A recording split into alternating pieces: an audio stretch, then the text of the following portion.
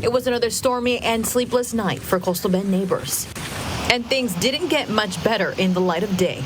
The morning commute got a delayed start, or no start at all, for unlucky drivers who stalled out on flooded streets. Even first responders had to slosh their way through the rain and high water. For them, it was a busy night. We're getting multiple calls for smoke seen in the areas, lightning strikes, power lines down. For commuters trying to get to work or school, the drive became a fluid situation. And when the rains left,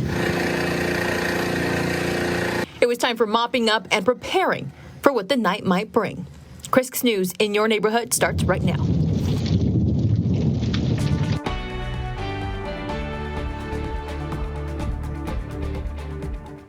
Well, thank you for joining us. I'm Clara Benitez Cortez. The area got another overnight soaking, but what about tonight? So that is the big question. Chief Meteorologist Stephanie Lauber joins us with those details. Yeah, Clara, what an evening, or really what a morning, because most of this carried from midnight through about 8 a.m. We told you we were expecting severe weather, and it came in a 1-2 punch. This is the view from one of our Coastal Bend weather watchers, Shelley, giving this the view of some flooding in Sinton, and it's a similar story as I'm sure you don't need me to tell you. Many neighborhoods dealt with this over the course of your Wednesday morning. That's the problem with flash flooding. It's flooding that can happen in a flash, and so it made for a rough start. We tried to give you the most warning that we could, but a lot of water falling from the sky. Let's check in with the Kris 6 Neighborhood Weather Network and show you what some of your neighbors saw across the Coastal Bend, starting off in Live Oak and B counties and our northern San Patricio County neighbors who are near Lake Corpus Christi. Amazing totals, and this doesn't even tell you the whole story because those storms began before midnight, but we'll show you how this could help our drought situation coming up in just a few. I'm neighborhood news reporter Jacob Daniels on the south side, and behind me may be an unusual sight with high water and dark clouds. Heavy rain hammered the south side this morning, flooding streets and bringing the area to a standstill, leaving some commuters and residents like the one who submitted this video to navigate standing water across some south side neighborhoods. I mean, it was really crazy storms this morning, and I pretty much couldn't leave the house till everything calmed down. Driving around, my employees told me that they couldn't make it to work, so that delayed everything a little bit, and of course the streets were flooded, so we had to be careful where we went this morning.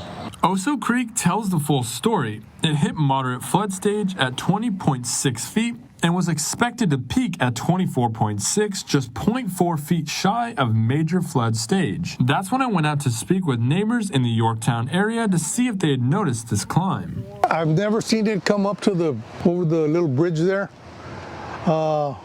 It's been very high, but it's never come up to the back of the houses. As far as we've been here almost since 2018. But for Gabriel Salas, this high water comes with a silver lining. Actually, I've been happy about it.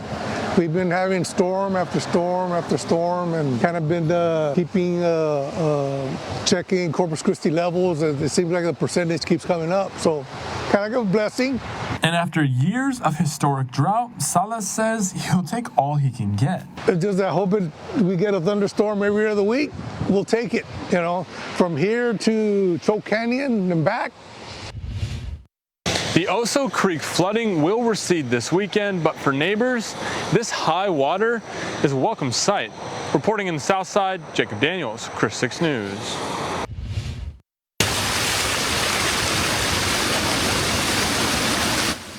Does this look familiar? This is how many neighbors started their morning. One of the hardest hit areas was the south side. This video is from Dogtooth Court in the area of Wooldridge and Simon Boulevard.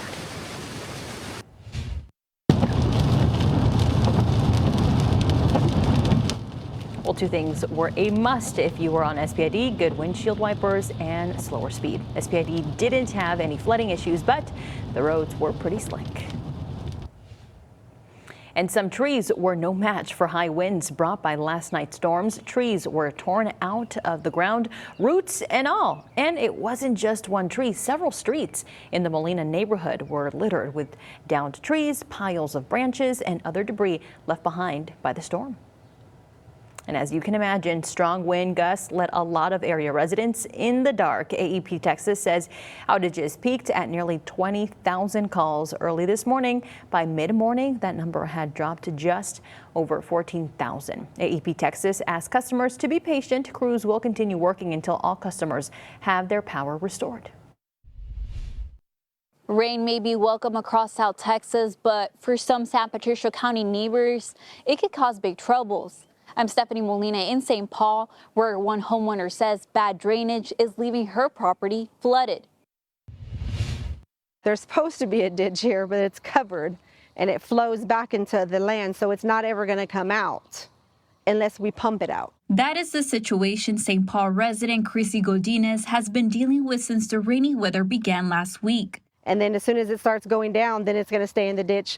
We'll have to pump out from there into the ditch until it flows out. But I got to go and clean the ditches. Godinez has lived in the area for 2 years. She spent many sleepless nights trying to find a solution to a drainage issue she says is to blame. I was the one out there raking them, like through the rain, through whatever it was, having to clean them to make sure the flow was going.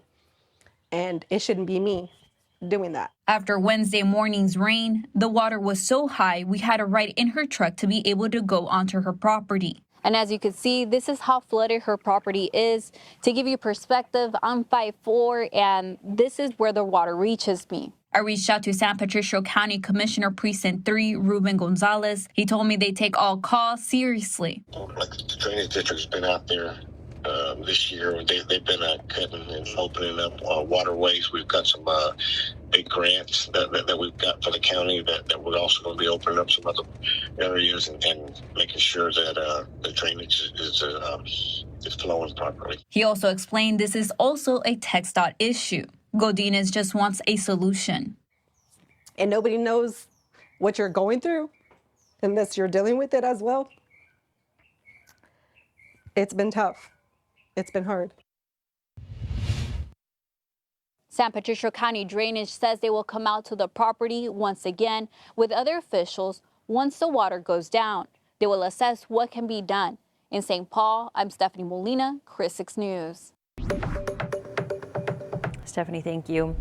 Corpus Christi has been under drought restrictions since June of 2022. Now, right now, we are currently under stage 3 restrictions, which started back in December of 2024. Now, I was interested to see how many fines the city handed out in the past year, so I submitted a public information request. The data shows the city gave out 1,087 fines related to our drought contingency plan between April 1st of 2025 to 2026, peaking in the summer and fall, likely reflecting when stage 3 took effect and the summer heat driving people to water anyways. The top 4 most common fines were prohibited lawn watering under stage 3, water in the gutter, watering between 10 a.m. and 6 p.m., and prohibited irrigation under stage 3. The good news, nearly half of these fines have been dismissed in court. As you're driving by a splash pad or a pool this summer, you may be asking, why are they open? How is the city conserving water? What about level 1 water emergency? I'm Drew Bishop, here to answer those questions. We use it at our water gardens. We use it at our pools. There's one chemical that's helping Corpus Christi Parks and Rec keep splash pads and pools open this summer. What's it called? Solar Shield. But what really is Solar Shield? In short, it's a liquid additive to water that helps reduce evaporation. You can order it right now on Amazon and have it delivered to your home in days. Robert Dodd tells me it's completely safe, and the city used it all of last year on pools, splash pads, and at the water gardens. And it's a food grade. It's safe for everybody, but again, it gives us the opportunity to save some water, and we're very, very mindful. A special city council scheduled for this morning was postponed because of the stormy weather. The meeting was a pretrial hearing for the possible removal of Mayor Paulette Guajardo. A second pretrial hearing was set for June 2nd. The attorney for Mayor Guajardo tells us that it's an understanding that today's postponed hearing will be combined with the next week's. Coming up, an argument involving 3 men leaves one of them dead and 2 others in the hospital. We've got the details after the break. You're watching Kris 6, part of the Scripps News Group. Corpus Christi police say an argument led to a fatal stabbing early this morning. Police say at 1:17 in the morning, a 911 call came in for a stabbing on the 4500 block of Anita Drive. That's in the Molina neighborhood. 3 male victims were found at the scene when police arrived. 1 man was dead. The 2 others were injured. Investigators say 1 man began attacking the 2 other males during that argument. All 3 men knew each other. No arrests has been made. Corpus Christi firefighters also had a busy morning. Around 7, they were called to a Hampton Apartments on the south side for a fire. The fire was in the attic and caused damage to 6 units. So far, there's no word on how the fire began. Several residents were displaced by the fires. Besides fighting the fires, first responders also had to deal with rain and high water in the area of the fire. Coming up later in the newscast, an update on how Flower Bluff Junior High School student Corbin Trevino did on day 2 for the Scripps National Spelling.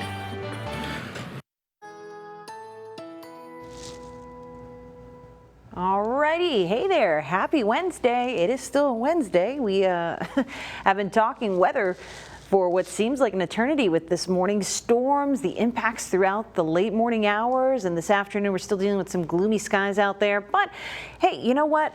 More importantly than the show, we had a good gulp of rainfall all across the coastal bend just in the past 24 hours, not only locally, but within the watershed. Look at the southern extent of the Nueces River watershed outlined in blue there.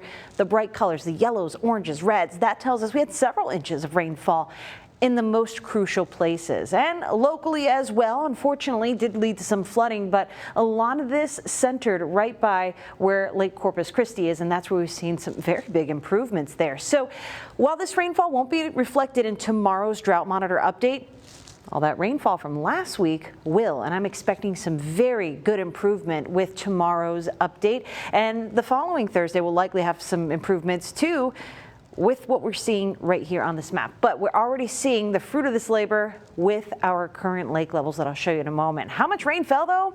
A lot. At the airport, we had some strong winds, wind gusts of 66 miles per hour with round 2 of the storms. Round 1 of the storms, a 53-mile-per-hour wind gust, and all of this bringing us to just under 2 inches of rainfall for today, Wednesday, May 27, 2026. That leaves our departure from normal, our rainfall deficit, to just 50 cents in the red. A half an inch is all that we are missing for what we would have expected to receive up to this part of the year. And really what I need to say is this is a surplus now that I'm looking at this, a half-inch surplus in our rainfall for what we would have expected up till now. I'm not used to saying that, so that is a very nice morsel of data to have today. Some other good morsels of data. Look at this. Lake Corpus Christi has risen over the week, now at 16.1%. Water is continuing to move through the watershed and move into Lake Corpus Christi. So earlier today, that was lower. We were around 15.79%. I think we're at seeing those continued increases. Even Choke Canyon didn't get the bulk of the rainfall, up to 7.6%, and our combined capacity just shy of 10%. It's a small win, but it's very meaningful. And Lake Texana really on the up and up, now sitting at 88.4%, continuing to watch these numbers rise as water channels into the right places. We've saturated a lot of the soils, so now that water can get to the right places. And while we don't need the heavy rainfall, we'll take a break from it. This weather system has moved off into the Gulf. By large, the state of Texas is getting a little bit of a break, a more tranquil evening. Now, again, that water's still going to be moving. That's why we will continue to see flood warnings for some of our local waterways, including the Oso Creek. It's going to see a lot of that water moving out toward Oso Bay here, but that flood warning will be in effect until tomorrow at 11:45 a.m. as those floodwaters move down the channels and we see the Oso Creek kind of recede a bit. So what are we expecting between here and the weekend? Well, a whole lot of tranquility. During the overnight, temperatures will decrease a bit, not a whole lot because the clouds are moving back in, but I think as temperatures fall during the overnight, we could see some patchy, dense fog tomorrow morning. Keep that in mind. I would still get up a few minutes early, but really not expecting very much impactful weather aside from maybe that. And a sea breeze during the afternoon is possible, maybe a quick shower, nothing significant. It's going to be warm and very muggy over the next couple of days. Muggy meter shows humidity will be oppressive at some points as we move through the next couple of days. Dew point temperatures hanging out solidly in those 70s. And while the mosquitoes love it, it's going to help our rainfall forecast as we move into the beginning of next week. Check it out. Hurricane season begins on Monday, June 1st, and that's when our next best chance of rain will move back into the forecast, but you don't have to wait until then to get ready for hurricane season. We will be giving you our... Water conservation has become one of the biggest concerns here in Corpus Christi, and as city leaders consider possible level 1 water emergency rules, which could restrict how and when residents use water, many of our viewers have been asking, are they actually walking the walk? So I emailed every city council member, city manager Peter Zanoni and Mayor Paulette Guajardo, requesting their bills and monthly water usage. Out of 10 leaders contacted, only 3 responded. At-large council member Carolyn Vaughn initially said she was willing to share her bill, but after a follow-up attempt, she didn't provide the record. City manager Peter Zanoni and Mayor Paulette Guajardo did provide their bills, and according to the utility bills they provided, both averaged 3,000 gallons of water a month. I was glad to report to Kris 6 when I asked how much water am I using anyway, we being model citizens. I think we are, with a family of 4, we use about 3,000 gallons per month, as evidenced by this timeline going back to November, with the exception of 2 months where there were things like the Christmas, New Year's holiday, and then the spring break week. Zanoni says those numbers also show conservation is possible even for a family of 4. He also pushed back on what he says is a common misunderstanding about water bills. One could say that my water bill is $152, and it's really not. It's numerous services provided by the city. He says those charges can include wastewater, stormwater fees, gas service, and trash collection. I think the water portion gets a bad rap when we focus on that bottom line total. And Zanoni had this response for people wondering whether city leaders get special treatment. Even the city manager gets the same bill that everybody else gets. No, I did reach back out to remaining council members who didn't initially respond to my request, and if we receive their bills or usage records, we'll make sure to update this story online. Meanwhile, you can also see my own household water usage on our website, kristv.com, where I shared those numbers in an earlier report on water leaks and conservation. And folks, if you have any questions you want addressed, make sure you send me a message. From the studio, I'm Michelle Hoffman, Kris 6 News. You're watching Kris 6, part of the Scripps News Group.